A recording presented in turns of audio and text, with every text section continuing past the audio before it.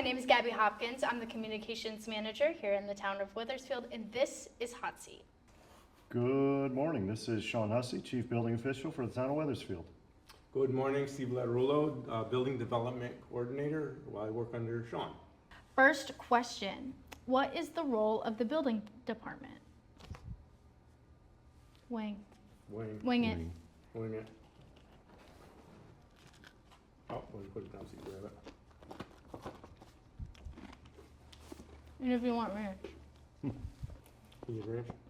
Not yet. No problem. See, it's not bad. No. It's good. It's Yeah, yummy. not bad, not bad. See? So the role of the building department is a multitude of things.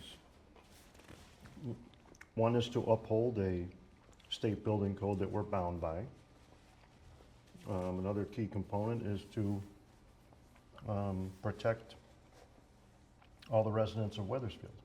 Yeah, it deals with, everything construction throughout the town, anytime there's an addition, anything that deals with structural, mechanical, electrical, plumbing, we're involved with all the stuff from permitting to.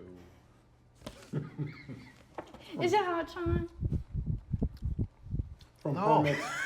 permits to inspections to plan review to code compliance, things like that. You want to cut Cheers. those again in half or? No, I'm good. That's a smaller one. No, you took the small Oh, I don't like it. ones.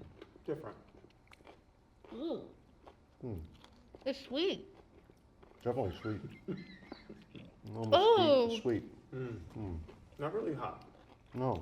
Okay, I think you flip-flopped there, Gabby. What does your budget allow you to inspect and enforce? Our budget, actually this year we were able to bring on another person. It's an apprenticeship right now, but that definitely will help both Steve and I out in the field with all the inspections that we have to do, since there's a considerable amount. So we're very fortunate with the town of Wethersfield, with town council, hearing us out in terms of having another able body help us out in the field. Yeah, I mean, like Sean said, I mean, it keeps us to the point where we can handle things. And having this new individual come up and help us definitely is gonna help things out. It's gonna help us get to that point that we once were. It's like, don't cry. It is spicy. My nose is starting to run, Gabby.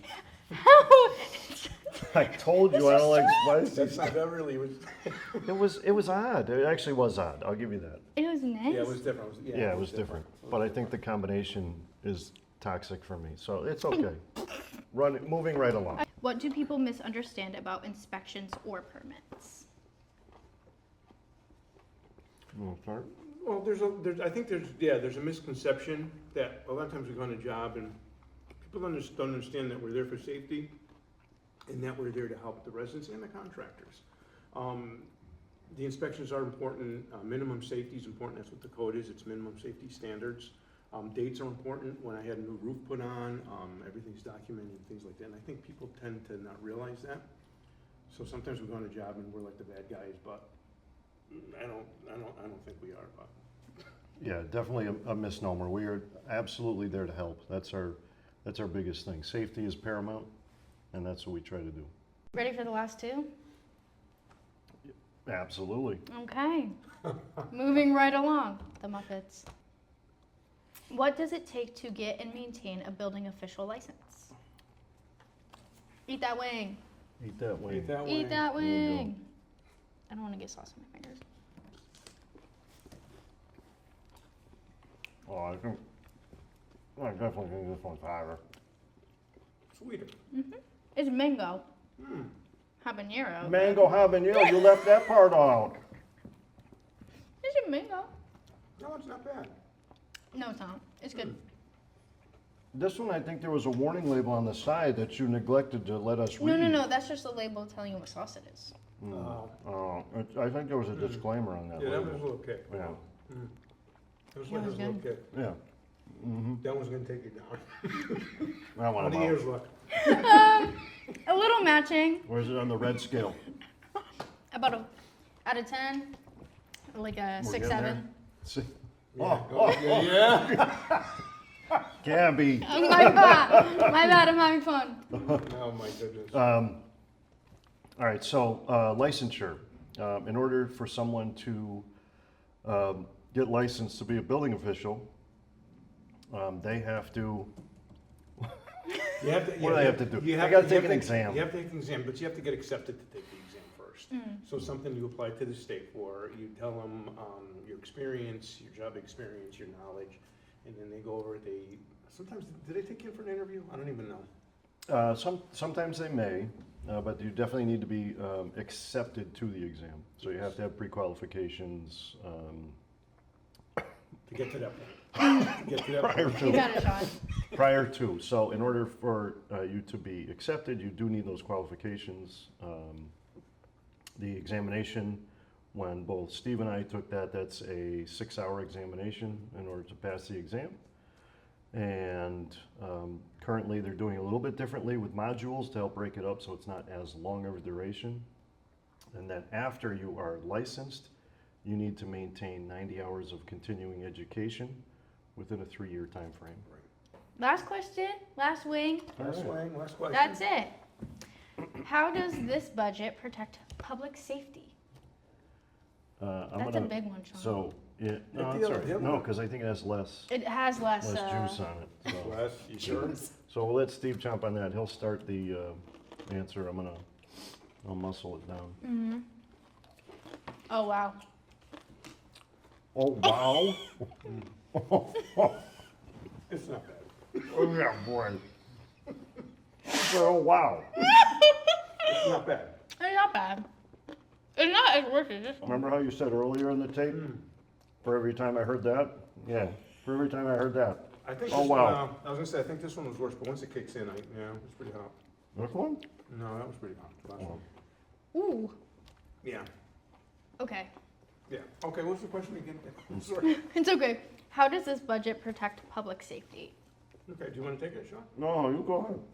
It just allows us to do better inspections, to look at more, to spend more time doing that, to spend more time with plan review, and things like that.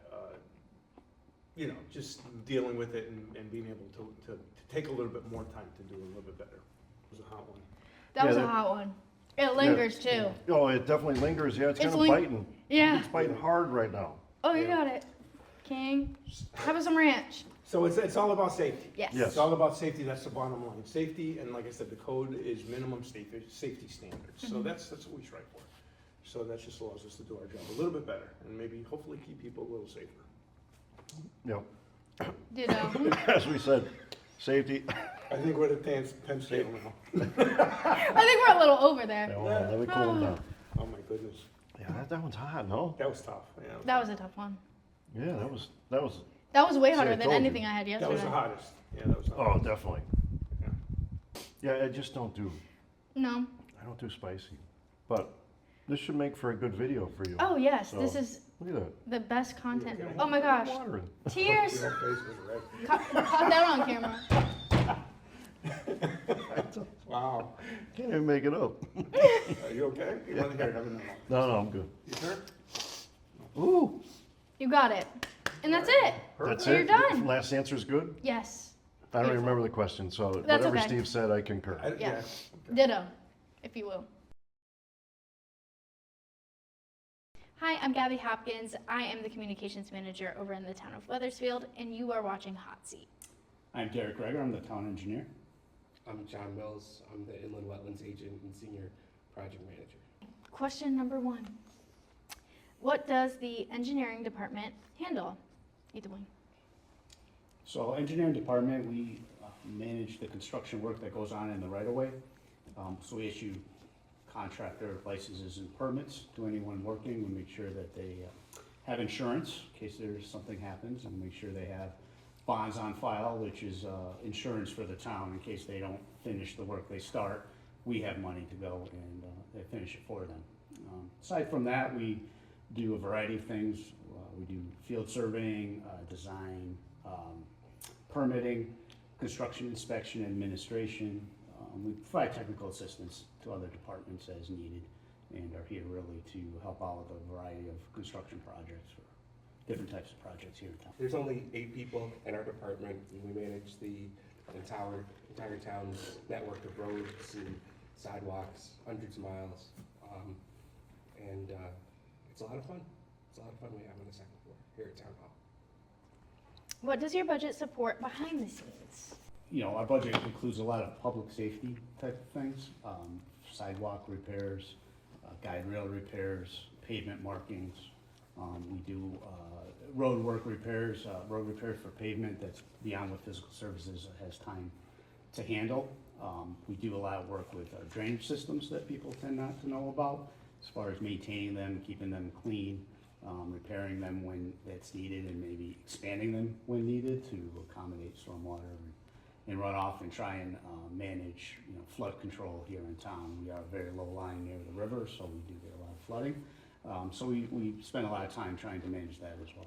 Our budget is like 1.3 million, and most of that is for like this cost of the staff who do the work. But we've had really interesting programs like our drone that we've got, or guardrails. So a lot of our stuff in our budget really helps keep the road safe, keep the right-of-way safe for all the families, all the pedestrians, all the bicyclists, everybody that uses it.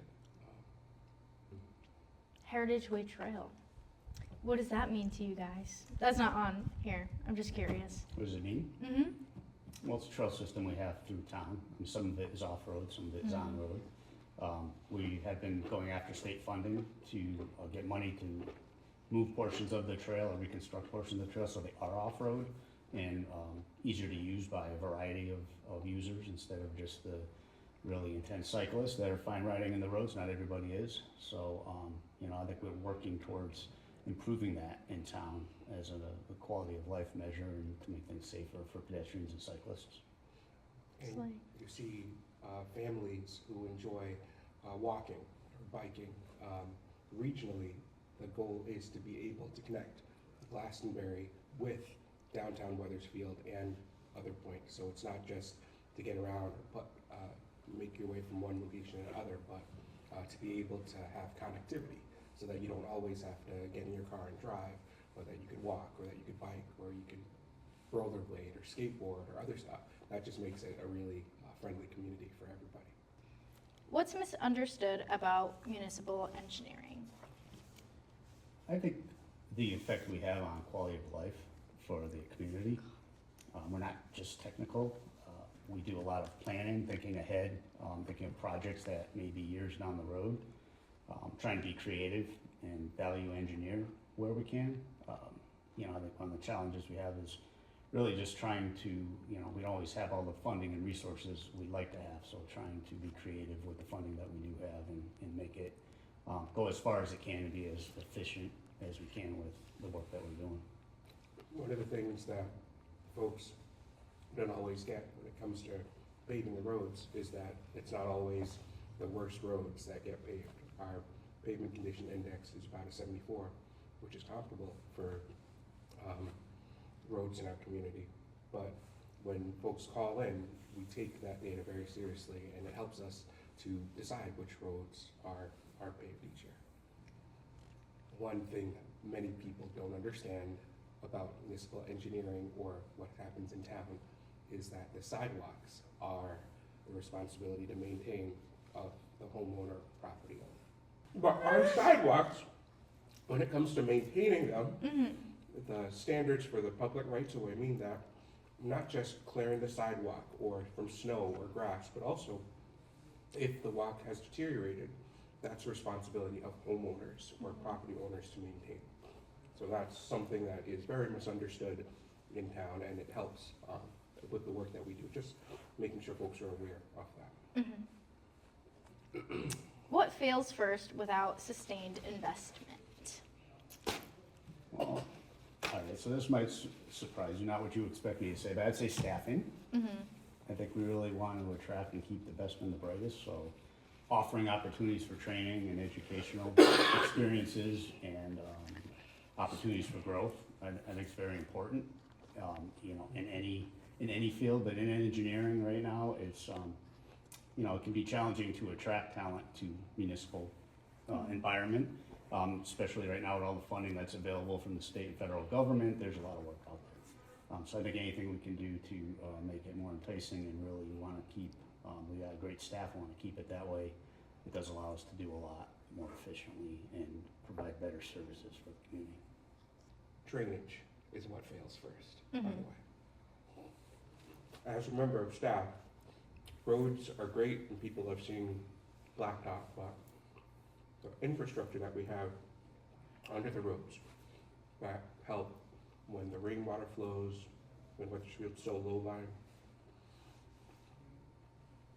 enabling that infrastructure isn't a big priority in many members of the public's view, but what keeps me up at night is when it rains, we get flooded with complaints in the department, no pun intended. But we have been working, oh, you like that one? didn't you? I've heard that joke too many times, so it doesn't affect me, Yeah. but, yeah. Oh, that old chestnut really did it right. Jesus. Okay, lock in, bro. Lock in. I'm We talking to have myself. dams in town, we're so low-lying, a lot of the floodplain. I get really passionate talking about this, but the idea that taking care of our infrastructure that protects the homes, protects the neighborhoods, protects the roads is a huge part of what we do behind the scenes. And it's a privilege to be able to work on the infrastructure that, as you're looking here in town council, that different members had worked on in the 50s and 60s, but now as it's failing, as that infrastructure is failing, that's what we're focusing on, bit at a time, as funding allows, to be able to maintain our drainage infrastructure that protects our roads and waterways. Amazing. Be careful, that last one's really hot. So if you don't want to eat the whole thing, you do not have to. Be warned. It's not even sweating. Why is this work essential to everyday life? I think that piggybacks on what John was just saying, just making sure our critical infrastructure is maintained, it's safe and it's functional for the community. You know, that involves roads, sidewalks, transit, trails we talked about, drainage, flood control, you know, working with utilities, water and sewer. We work with those utility companies very regularly, so I think sometimes our work goes unnoticed unless there's a problem, and that's what we want. And we want to be able to do what we need to do and have it not be a problem, and we really try to do the best we can for the community with the resources that we have. Every commute, every trip to the grocery store, every kid who's able to bike back and forth to school, every older resident who's able to walk around, when they trip and fall, they come to us. And when we can replace a road, when the community's happy, when we can replace the sidewalks, when we can protect the infrastructure that sustains life, that everybody travels on, when we're doing our job well, people don't notice. And we are working hard, quietly, behind the scenes to keep the oldest town in Connecticut, we're talking to you, Windsor, sustainable. And with climate resiliency, the extreme weather events that we've been experiencing, the record rainfalls, are all coming for this infrastructure, but this is the beating heart that allows the emergency services infrastructure, that allows the schools and the property values, all of that. So aside from the economic vitality, this is just stuff that Eric and I are passionate about. We've worked in the private sector, but now in the public sector, it's as if we have 28,000 clients, all the residents of Weathersfield, and it's the engineering department's privilege to be able to serve them day by day. There we go. Oh. Hi, my name is Gabby Hopkins. I'm the communications manager here in the town of Weathersfield, and you are watching Hot Seat. Hello, my name is Rachel Mattioli. I am the director of Weathersfield Parks and Recreation. And who's this friend? And this is our honorary staff member, Chip. Many of you who come to visit us in the office will see him sitting behind the counter in our lovely chair reserved for Santa and for Chip. You're always welcome to stop by and visit him in our office located in the lower level of Town Hall. Then I also want to note, if you're able to zoom in, that he is wearing his I Heart Appetizers t-shirt for this Hot Wing Challenge. What does Parks and Recreation oversee? Now we need the wing.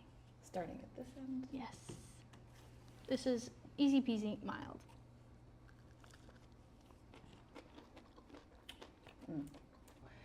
Weathersfield Parks and Recs, we pretty much oversee everything that people use here in town for fun, health, and community life. That includes 644 acres of parkland, 9 playgrounds, 30 athletic fields, Millwoods Pond, which will be opening soon for the season, along with Willard Pool on Friday, June 19th, the Cove Boat Launch, which opens Memorial Day weekend, the Solomon Wells House, and one of my favorites, the Eleanor Buckwolf Nature Center.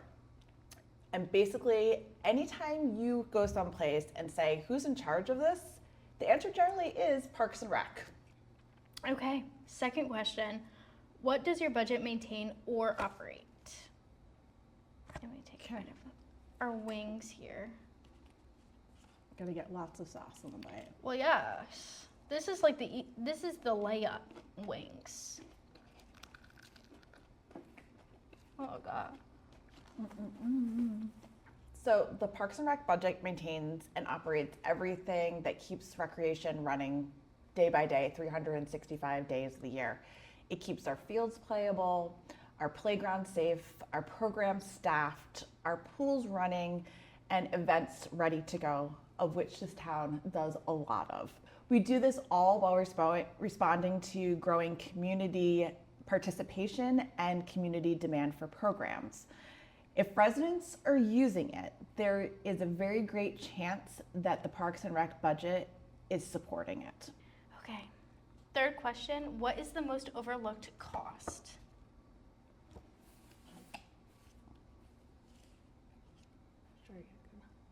It's all in the middle. I don't want to take a big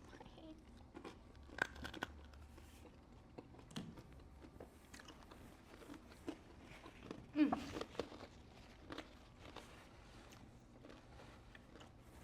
Nice little tang, Mm-hmm. but not too much. My goal is to not drink any water until the end. Better than me. Because it's like, I'm sorry, but from an undisclosed location, their iced peach green tea. there you go. Mm. That's in there. I'm afraid if I drink some water, then I'll want more water. Okay.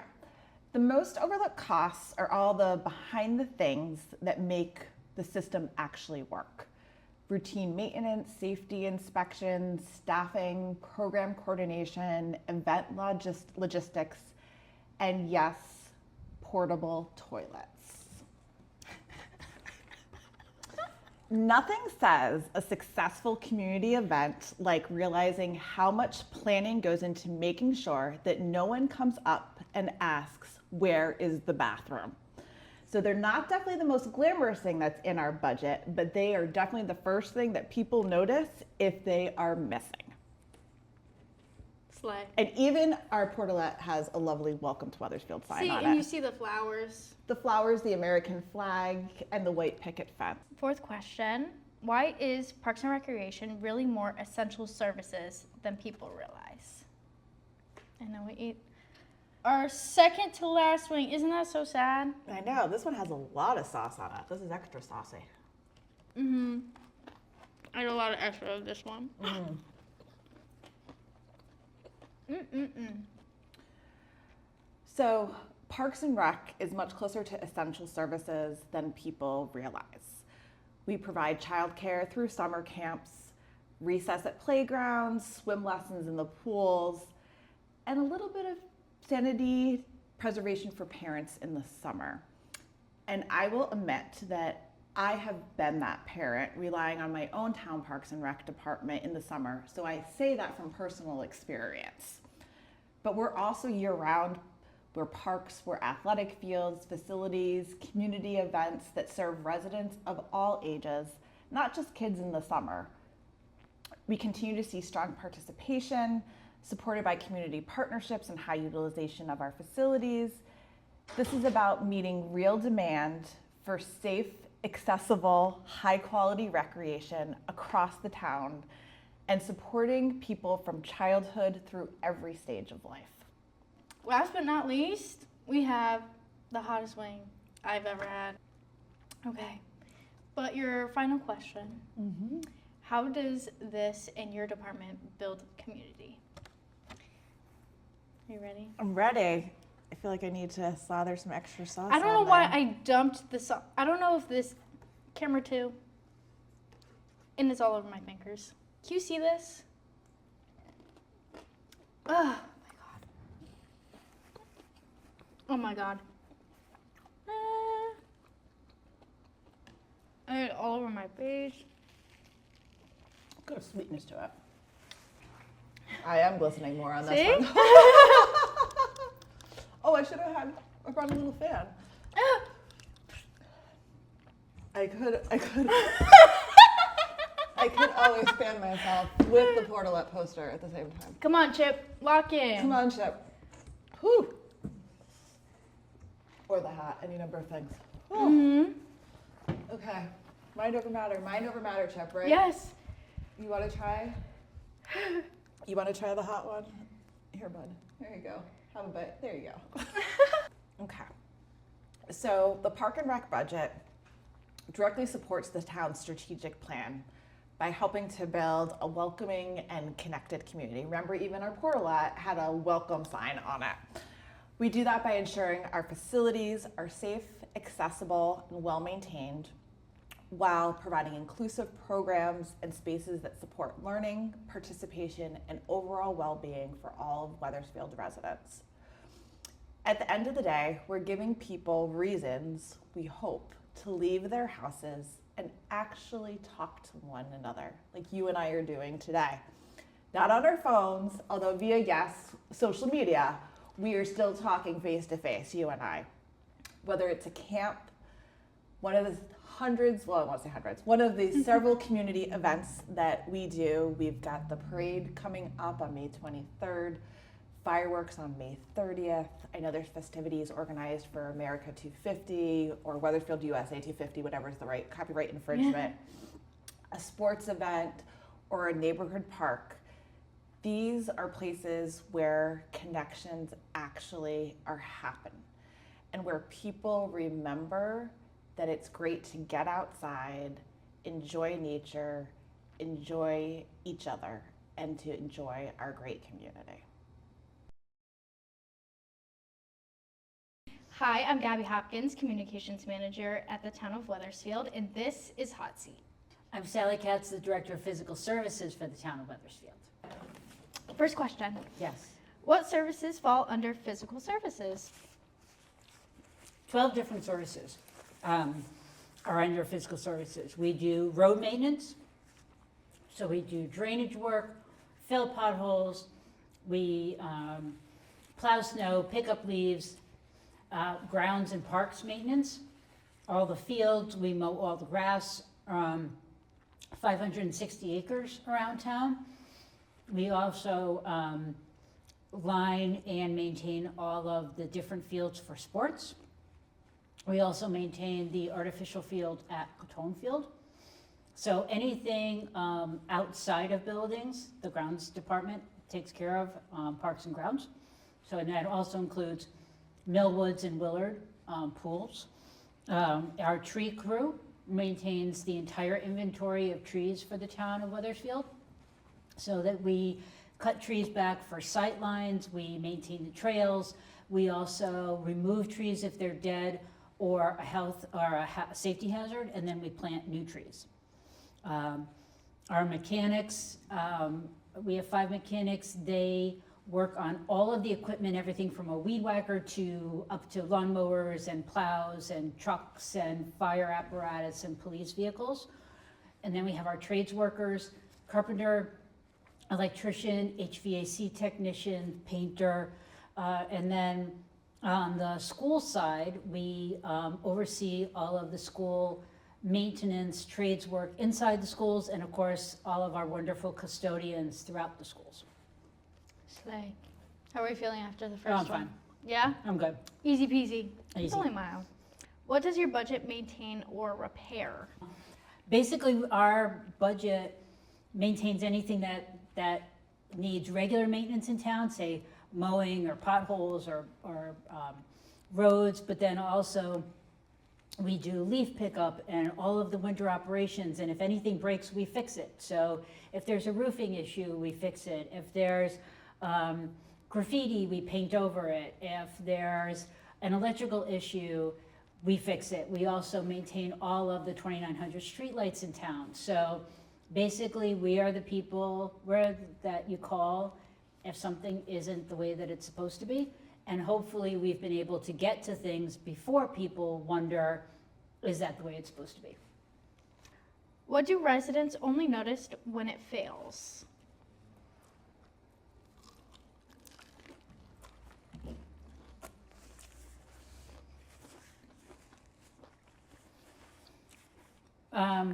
During the winter, if we unfortunately hit a mailbox during snow removal, that can happen, because being up in a plow truck while it's snowing and it's dark, and it's sometimes difficult, and just the act of pushing the snow pushes the snow into the arm of the mailbox and it goes over.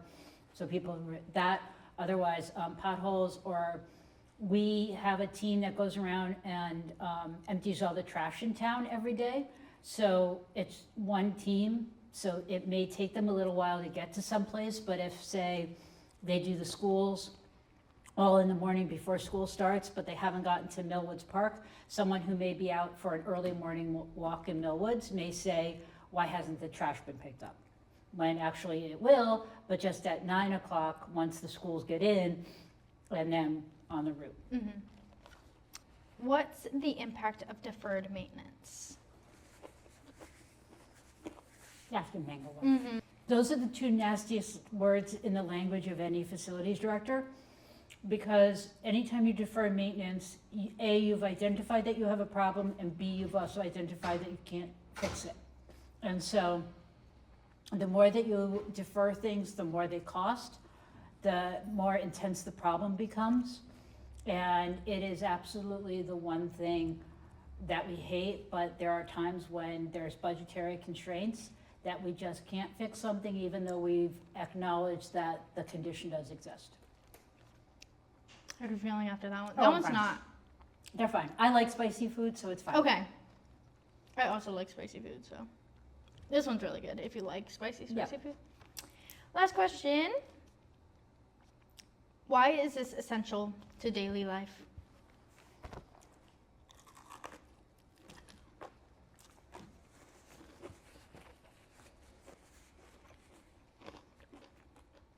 Spicy food is essential because it tastes good. I agree. You know, we hit every aspect of people's lives. We take to heart the fact that physical services is public works, and that what we do is seen by the public.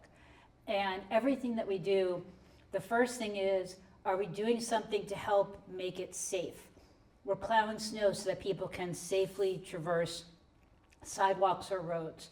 We're mowing the grass. We're, fixing things that are broken in order to provide safe environments for the people and the residents of Weathersfield, whether they live here, visiting here, or work here. And that's why we do it every day. We're out in the community. Many of the staff actually live in town. They have relatives in town. And even if you don't live in town, very quickly you become part of the town. And so, personally, I don't live in town, but I have roots here, even though I don't live here, because I feel that connected to the people, the place, the community, and what we're trying to do. Hi, I'm Gabby Hopkins. I'm the communications manager at the town of Weathersfield, and this is Hot Seat. My name is David Elder, and I am the Weathersfield Town Planner, and I'm going to be eating some buffalo wings today. What does planning and zoning oversee? Planning and zoning oversees mostly statutorily required applications for development, and there are also a number of other activities that planning and zoning oversees. In Weathersfield, there's been planning going on since 1928. It was one of the first Connecticut municipalities to have a comprehensive plan for development, and it was done voluntarily, and it was done shortly after the invention of the automobile, because that's when it started to make possible for people to live in Weathersfield but commute to major cities like Hartford. And Weathersfield started to see a tremendous demand for growth. And at the time, Weathersfield created a comprehensive plan. It's still around. And interestingly, you can still see some of the impacts of that on the town. What are some of the unique aspects of planning and development in Weathersfield? That's a good question. It's hard to answer, but it is, Weathersfield's one of the oldest, clearly developed communities in Connecticut. Obviously, the history kind of speaks for itself. People who are familiar with the town, it was one of the largest trade ports along the eastern seaboard for a long time, and you can still see that history. Obviously, old Weathersfield is quintessential New England, and that is unique. So with every municipality and with growing trends and changes in technology and just human behavior, it's always a challenge to allow for growth to occur, but also preserve those aspects of the community that you want to preserve. And particularly for Weathersfield, given its history and increasingly the popularity of and the attraction of people coming to experience that history, trying to understand what the right balance is between growth and preservation. And I think that's a challenge for all communities as society changes, but for Weathersfield in particular, because it's a rare treasure. How do you preserve that in such a way that you can still see growth, but save and keep all the parts that people, including residents and people from all over the country and world, come to experience? What does your budget support? Oh, are you getting hot? A little bit. A little spicy? Just a tad, but it's good. I like it. The budget for the department is, I'll say, modest compared to some of the other budgets in town, which it should be. We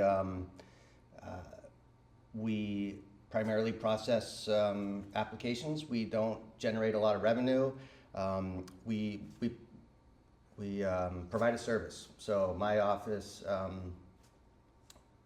generally does not, we are not looking at revenue to be our metric for performance as a bottom line.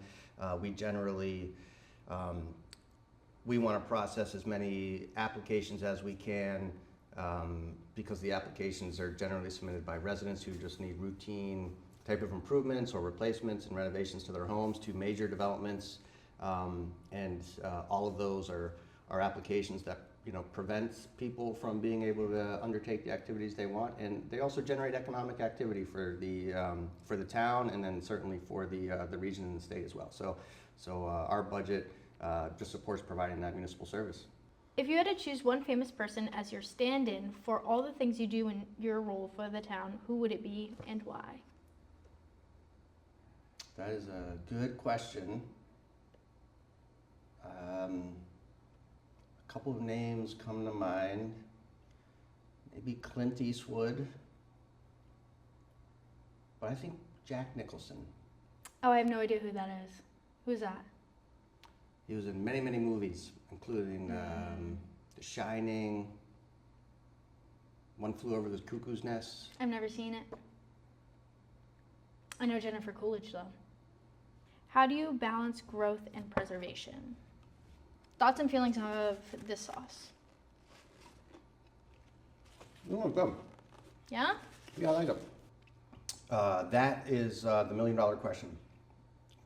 Many times more than a million, probably. That's it's a struggle everywhere, and one of the ways that communities do it is through public engagement, and that is one of the reasons Weathersfield, like many towns, have so many volunteers who raise their hand to be part of the process, to identify the direction of where the municipality wants to go. It's I would say it's easier as staff to be in that position because I'm not independently making the decisions. I've always said, and a lot of people,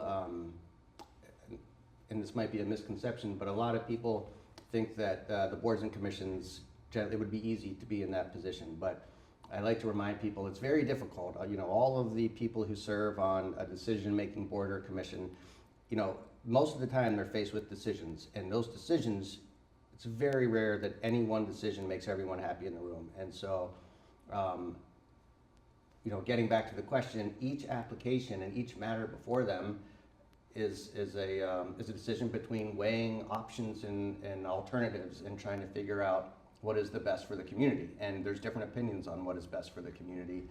And I think the ultimate decision weighs on commissioners. You know, they are residents, they are neighbors, they see each other at community events, on the Little League field, at soccer games, at carnivals, at fairs, and everyone, I believe, the commissioners I've met and who serve, you know, they want to go home and go to sleep knowing that they made the best possible decision that they could. And, you know, even if not everyone is happy with that decision, I think it's important that, and a difficult job for commissioners to go home and be able to say, you know, I made the right decision based on the information that I had in front of me. And I think that's how you balance it, basically. You do it through members of the community who have the best interests of the community in mind. What are some emerging challenges and opportunities on the horizon for Weathersfield? You know, these are the intro wings. Should I turn the AC on or? I'm doing fine. It's just getting a little bit warm. Oh, okay, You know, okay. it's pretty. It is. It's May now, you know, so it's getting pretty hot. So, Yes, Mayflowers. It's probably the outside temperature is still there. Could you repeat the question? Of course I can. What are some emerging challenges and opportunities on the horizon for Weathersfield? Like the rest of the country and beyond the country, the opportunities and challenges are really adjusting to a twofold, really. Adjusting to a post-COVID pandemic world, and the impacts of that on the developed environment. And part of that is very connected to the technological disruption or revolution, where it has completely changed the model where you need to physically be in your place of employment to do your job. And so, you know, as recently as the late 80s and 90s, they were still building massive office parks, which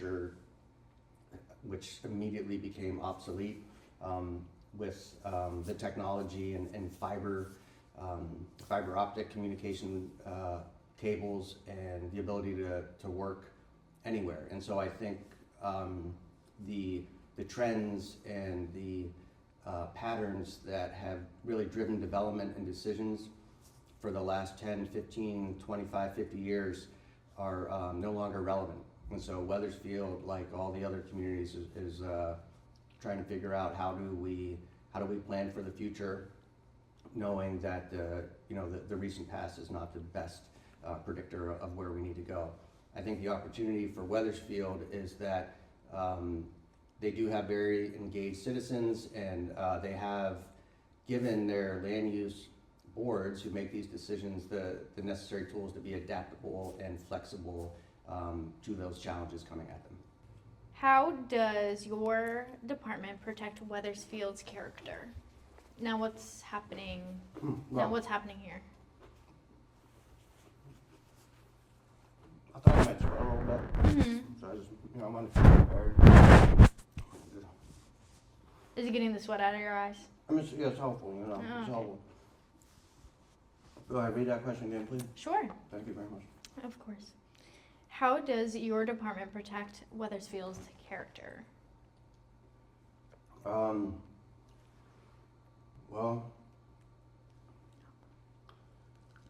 I think simply put, and sort of the easy answer is my department is charged with advancing the plans put in place and developed by the community. This was hot. Oh, it's good. It's good. I like this. This is Good burn. this is what I was hoping for. Yeah. So that's how we do it. And in fact, that's why it's. I sort of said it before, but this is even more to the point. But you know, it's easier to be a planning staff person than it is to be on a board or a commission, because I don't have to make many decisions. It's my charge and my staff's charge to implement the plans and the decisions that have been put in place and guide the community. But that's in a nutshell what we do. You know, we also, I would say we do, you know, when there is an emerging or a new trend and there's some interest by the community to maybe adopt it or consider it or sort of see what it would look like for Weathersfield. I'd say that's also sort of the research and the community development aspect of it, where we're sort of assessing what the options are, whether it's federal legislation, state legislation, changes in state or federal policy, municipal changes to ordinances. Is you know, there's always this part that needs to happen is say, okay, you know, if Weathersfield were to adopt this type of a policy, what are the impacts? So, you know, in addition to carrying forward the plans that are already in place, my office does look at what the impacts could be of adopting or changing policies. Well, that's all the questions I have. Maybe jump in Willard Pool to cool off there. That's a great idea. That's a great idea. It's not open right now, but it will be very soon. Hi, I'm Gabby Hopkins. I'm the communications manager here at the town of Weathersfield, and you are going to be watching Hot Seat. Hi, I'm Erica Texera, the Director of Social Youth and Senior Services for the town of Weathersfield. Gorgeous. Easy peasy. Yes. Okay. So I'm going to kick us off with a simple question. Okay. What public needs does your department support? And you're going to eat a wing before you answer. I have to eat a wing before I answer. Oh, yes. Okay. I'll join you. Don't even worry. Not too bad. Okay, let me chew. Okay, so Weathersfield Social and Youth Services and Senior Services, many times we are addressing basic needs in the community for our residents. It revolves around essential resources for survival, health, and just overall well-being. What programs does your budget support? Great question. Let me take a bite out of my wing.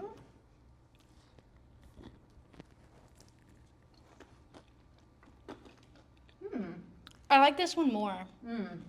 Me too. Mm-hmm. Has a nice little flavor. Gorgeous. Love it. So the programs that our budget supports is mainly, and I think most important, is able to have intensive case management services. So that is through our case managers and our social workers in our department. Other programs that the department budget supports, and we are very gracious that we're able to continue supporting them year after year, is a Dial-A-Ride program here in town, which is a senior citizens and disabled transportation services, which is very, very needed for a lot of our residents. So we are really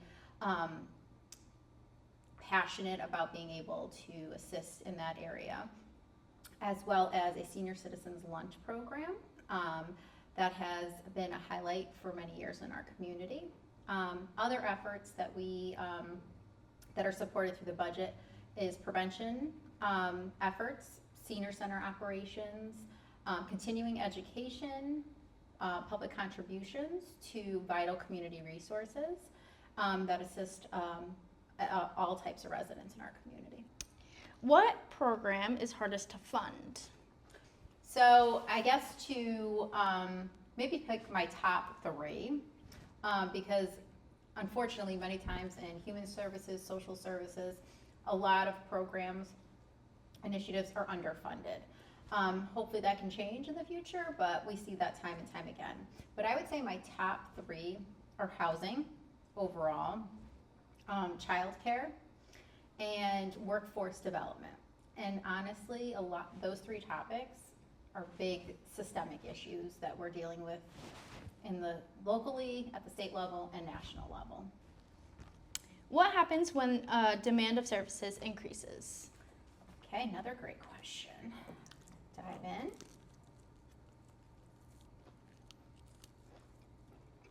in. That one's pretty good too. Mm-hmm. Okay, so this happens often. We see demands in basic needs, social services, human services, kind of like ebb and flow. But I have to say, our department staff does a wonderful job with assessing needs, especially locally in our community, and exploring available resources and connecting to those resources for our residents. We're really lucky in this community that if we put out that we're in need or that we need support in a certain area, such as maybe food security, the community really steps up. From residents to stakeholders to businesses to organizations, they really respond to the need and pull through with many times it's donations, whether it's monetary or actually tangible goods. Last question. Okay. How does all of these services improve the quality of life in Wethersfield? All right, so we're digging in. The hot one. That one. Oh, that is hot. It's a little spicy. Mm-hmm. Mm-hmm. Good flavor. So, how does this budget or how does our services in our department improve the quality of life for Wethersfield residents? Well, I think it improves it by we act as a bridge to critical resources. Many times it's to the most vulnerable residents. So we're really assisting some of our most vulnerable residents as well as all residents that come and seek our services.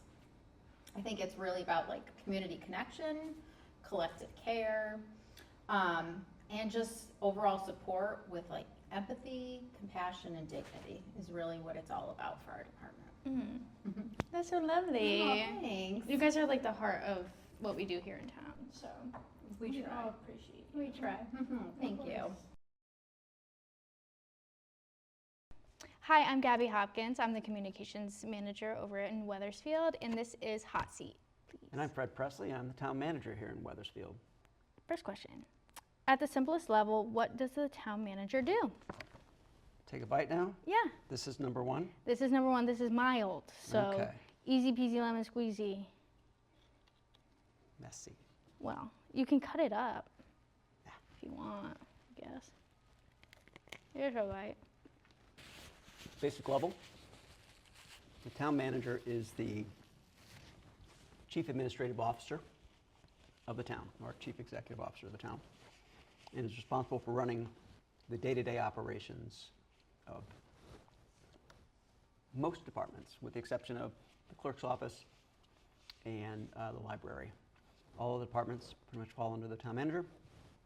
And yeah, so everything to do with employees, everything to do with things that come up, issues on day-to-day, but just making sure that all the services are being done and all of the citizen requests are being responded to.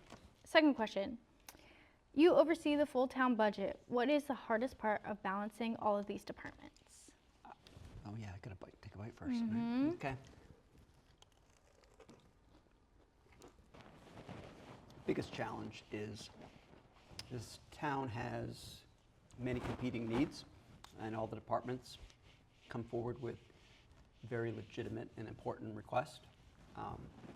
But the reality is that we have a very limited budget, and for a town our size, our tax base is limited to mostly residential, so we don't have the benefit that some other surrounding towns have of a lot of commercial and industrial and those types of things. We just don't have the land area.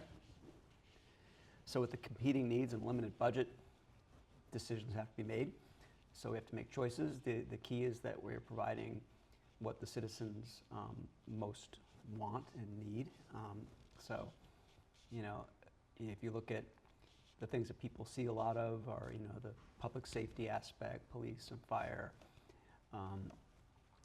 parks and rec services, education obviously is a big driver, and then, you know, physical services, roads and, you know, maintenance of buildings, those types of things are very obvious. But then behind the scenes, you have other departments like the tax office, like the clerk's office, like the town manager's office, like fire marshal and building. I mean, all of those departments are integral, and in fact, none of the other things could happen without them. So it's trying to find that balance of how we spread out the resources that we have to cover all those areas and do it in a way that's respectful of what the townspeople want. Third question. What's the biggest misconception residents have about how the town's budget is created? Wayne. Wayne? Ish. Well, more a nugget, if you will. Biggest misconception is that I make the budget. I don't. The budget comes from a process where all of the department heads present their requests every year.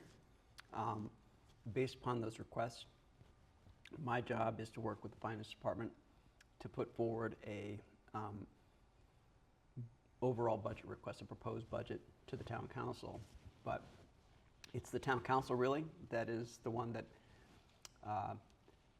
creates their own and improves the budget ultimately.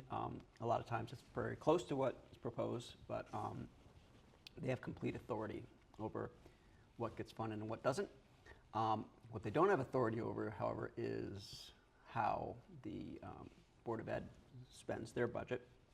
We have to give the Board of Ed, the council provides the Board of Ed with an amount, and then the Board of Ed decides how to spend that. So those are probably the biggest drivers. I'm not creating, I do propose one based upon the requests and the needs, but it's the council that really makes the decisions on what we get for the various departments, and they also determine how much money the Board of Ed gets to do what they have to do. When tough budget decisions have to be made, what guides those choices? And what is something that people don't see when they ask why funding changed? A few different things drive the tough budget decisions we have. Obviously, the demands and expectations of the public play a key role in what we do. The council has a strategic plan where they define their priorities, and that also plays a key role in how we allocate the funds. And then there are many, many, more every year, state mandates on what we have to do, what we have to spend money on. And so those three things really are the drivers of how we make those very difficult decisions. And not always what people expect, but we try to balance those three main factors. How does this year's budget reflect the values of Weathersfield? Wayne, it's the last one, last question. We made it. Holy God. I'm nervous.